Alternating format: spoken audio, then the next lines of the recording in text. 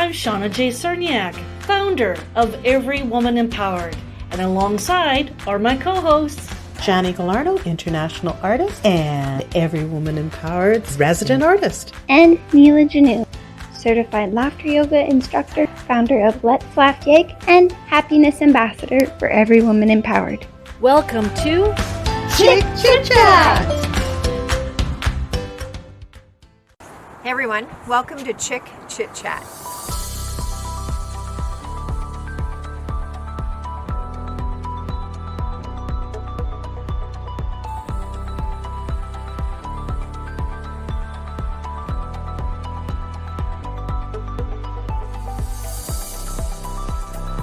Hi everyone, I'm Cheryll Watson, and I'm running to be your next mayor of Edmonton. And our special guest for today is Cheryll Watson, the future, possibly mayor for the city of Edmonton, and she is running for mayor. So welcome, Cheryll. We are Thank so you. excited to have you on our show. And the fact that not only do we have one, but at this point we have three ladies that are running for mayor, and you are one of them for the city of Edmonton is exciting to see so many ladies wanting to be the future mayor of Edmonton. So thank you for being in the running and for wanting to take on such a crazy position. Well, these are exciting times. There's a lot of women that are stepping forward, putting their names forward, not only for mayor, but for potential city council seats. So I'm really pleased with how many women are putting their hat in the ring. Excellent. Thank you. It's pretty exciting stuff to see that. I love to see that we are having more female voices coming forth, right? So I have their first question for you, and it's, what made you want to run for the mayor, the position of mayor? That's a big deal. Well, I love this city. I was born and raised here. And while I think it's such an incredible place to live, I believe it can be better. And I think that we're at a very important pivotal point for our city right now, and we need a strong voice leading our city. And I believe that I bring the experience, perspective, and really important, an outside perspective, which I think is really important for right now as we think about the transition of our city to a really positive and exciting future. So you as a woman and being an empowered woman, what do you bring to the table if elected as mayor? Well, thanks for that question. Let me lead with the fact that Brene Brown is one of my mentors and another really strong, powerful, inspiring woman.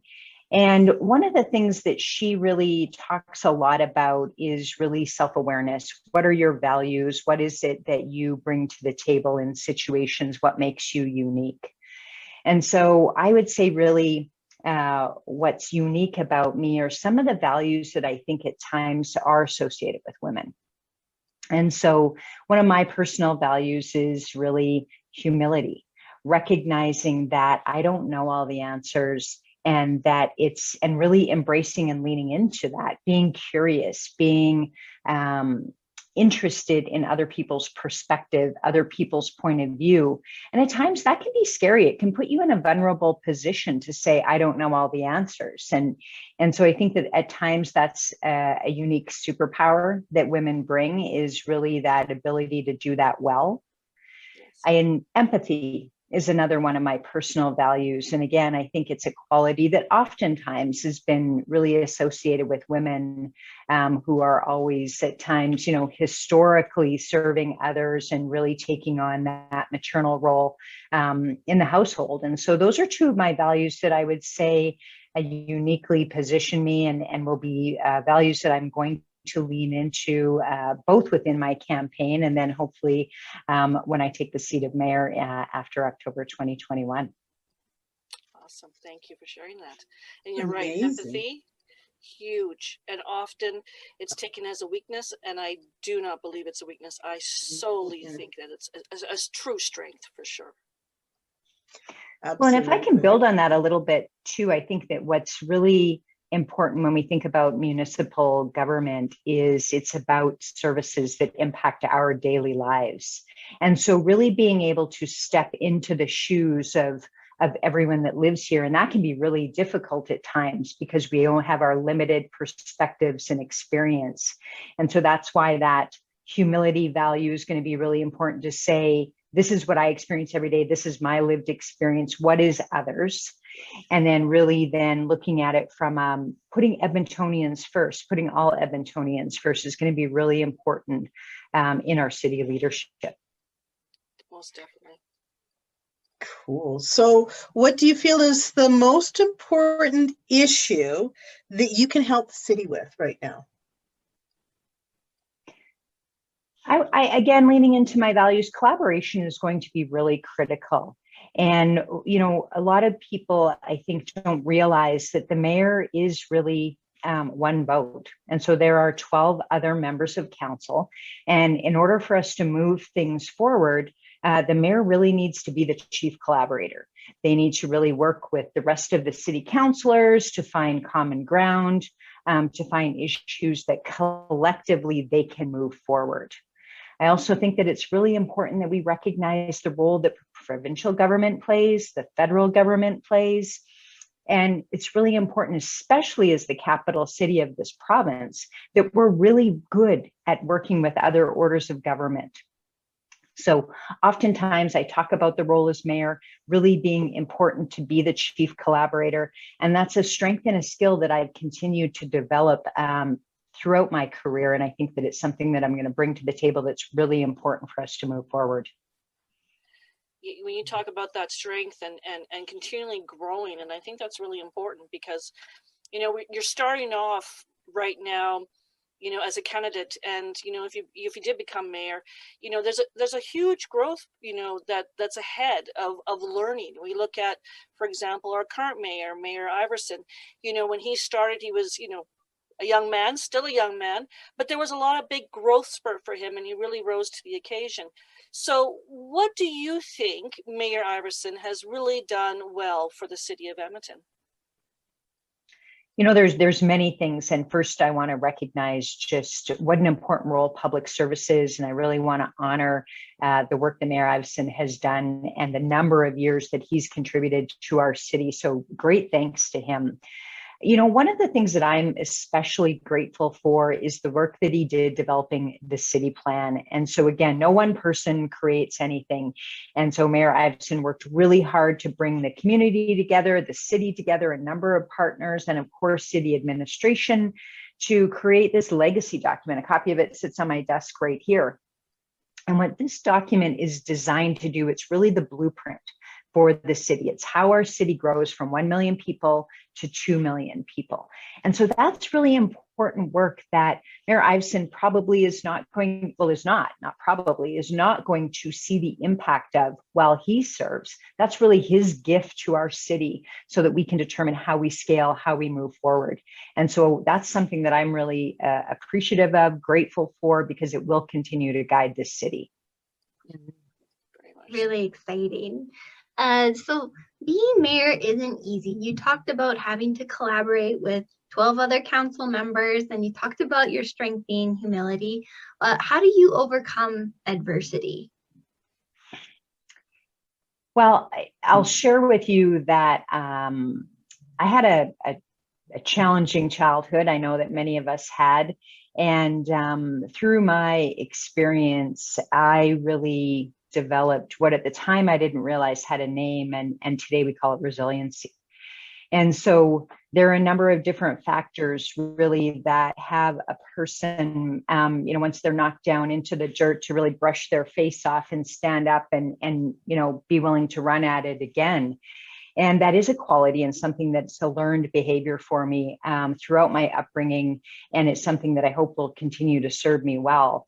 And there are a couple of different behaviors, practices of those that really practice resiliency, I guess. And a couple of them are one is the realization that today will pass and that tomorrow is a bright day. And I was listening to the song the other night, A New Dawn, It's a New Day, and really knowing that we aren't the situation does not stay the same. Something's going to change. And so really getting up every morning to say it is a new dawn, it is a new day, and it's a new opportunity. The other thing that I practiced over the years is really reaching out to my people. And so I have a group of people that have helped me to be who I am today. Some of them remain mentors within my life. Some of them are just my inner circle that I go to when days are tough. And I know that all three of you probably have your own inner circle, the people that you can be vulnerable with, where you can say, here's the day that I had. And at times you need those people to pump your tires a bit. Sometimes you need, I'll use another, analogy. Sometimes you need your cup filled. And so it's, I talked earlier about this need for self-awareness, and it's something that Brene Brown talks about all the time, is knowing when you're in those moments, when you do need to call on your people to come surround you, when you're finding yourself in a point of uncertainty, or where you're just feeling like you need an extra boost. So like I say, there's a lot of practices that I've learned over the years, starting my very early childhood, that I'll continue to rely upon.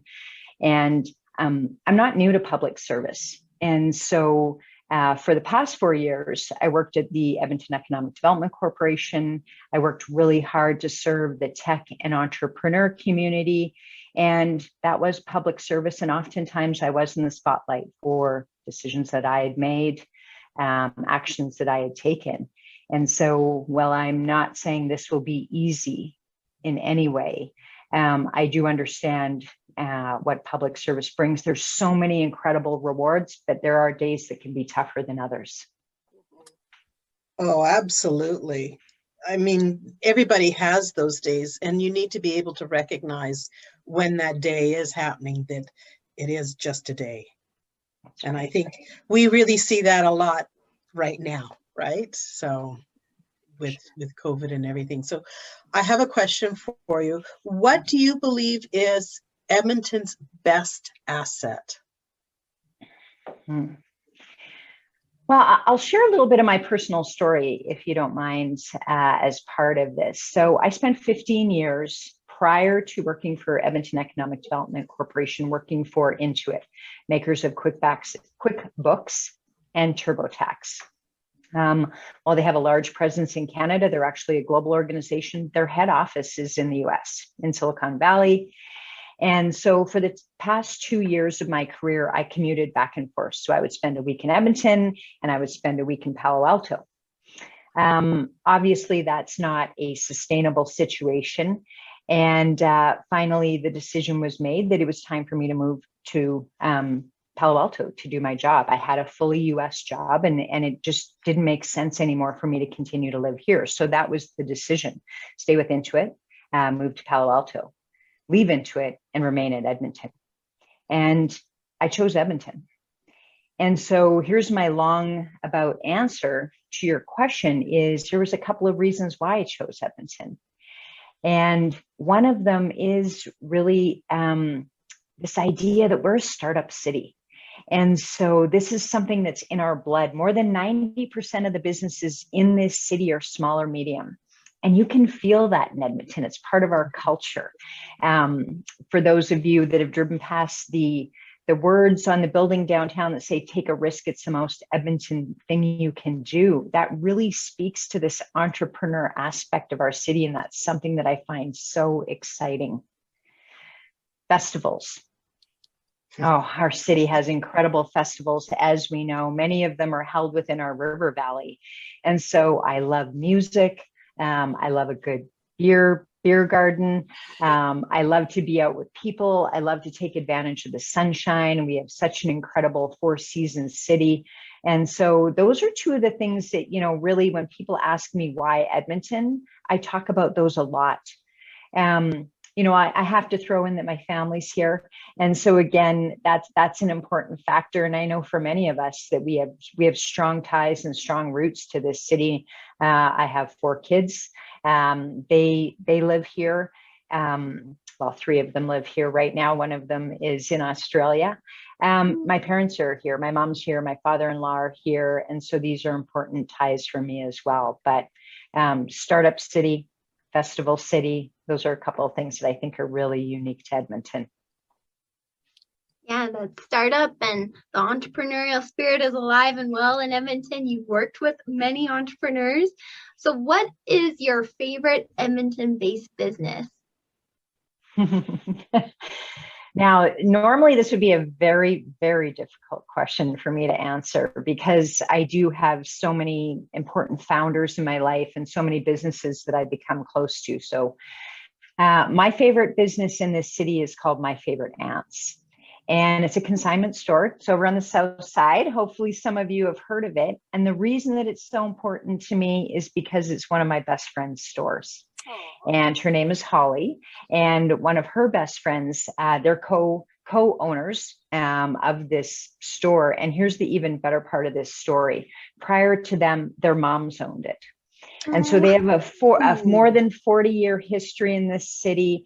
Their moms met when the two of them were in kindergarten together, became friends, opened this consignment store that originally featured children's consigned clothing. And Holly and her partner worked with their moms in the store, and eventually their moms passed it off to the two daughters. So you can understand then why this is one of my favorite businesses. And it's called My Favorite Ants? That's right. Mm. I'm going to have to check that place out. Check it out. For sure. So I got to ask, you're running for mayor. And what is something that is unique about yourself that our viewers and the general public don't know about you? Well, here's one unique thing that I like to share is, so I've been to India 14 times. Wow. And it is one of my favorite countries. Fell in love with India the first time that I went there. And fortunately for me, it was part of my job. So when I was at Intuit, I had a global role. I was part of a global senior leadership team that was mandated to help Intuit become a global organization. And so the countries that were in within my portfolio were India, Australia, the UK, Singapore. And so fortunately for me, I've had the opportunity to travel and visit cities that never in my childhood I would have ever imagined having the opportunity to visit, let alone work in. It was just an incredible experience. And it's part of why I'm so passionate about this next role is because I've had that opportunity to visit a number of great cities around the world and really admire a lot of things that they do really well. The UK, for example, they've had a tap oyster, one payment system for more than a decade. And it's just incredible how awesome that subway system works. And it's just really easy to navigate. So I have great admiration for the subway systems in the UK. Australia creates incredible central business districts within their city, and they really focus on the core, recognizing the importance of creating a business community, an economic hub.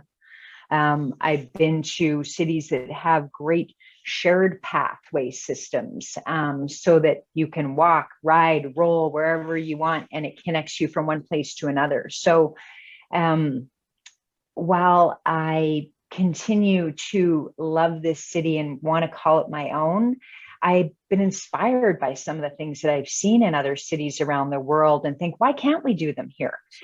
We have the ability, we have the ingenuity. And so those are some of the things that I'd like to bring to this role as mayor, is the ability to dream big for Edmonton. Love that. And what a great vision that is. Yeah. And so finish strong. How do we empower Edmontonians? And because this is every woman empowered, especially women, to be all that they can be? Edmonton is the right city for community. And so this is what I would say to every person. We are stronger together. We can accomplish more together. And Edmonton is a city that has this in our history. So we were one of the first cities that created North America's first mosque. We created the first food bank. Our community Federation of Community Leagues is an organization that is very unique. Very. And all of these things would not have been done by a single person. They've all been done by community. And so, here's my challenge to everyone is look for people that are like-minded. Look for people even that are unlike-minded, that have different ideas than you do. Bring them in, figure out how together you can move things forward that you never imagined that you'd be able to do on your own. Edmonton is a city of community. And so I call on everyone to lean into their community, to reach out. I have never had anyone ignore a request to meet, ignore and ask for help, ignore a request for advice. That's the city that we are. And so that's what I would say. Don't hesitate to reach out. Don't hesitate to ask. Don't hesitate to say, will you join me in this work? Because I guarantee you the answer is going to be yes. And together we can achieve almost anything. Wow. That's awesome. Yes, very well said, Cheryl. Thank you so much for being on the show today. And my tip for you is, if you're going to be mayor, I suggest that we should start sponsor a pothole. So just like, we have, clean the highways, sponsor a pothole, get somebody out there with their shovels and dirt and fill those potholes. So that's my contribution to you. Please feel free to use it as you go forward. Well, thank you. I'm going to take that. And I also hope we'll be able to do that. I've seen in other cities around the world, have you seen these robot pothole fillers? Yes, I actually have. Yes, I right? saw Like, how you let your vacuum loose in your house?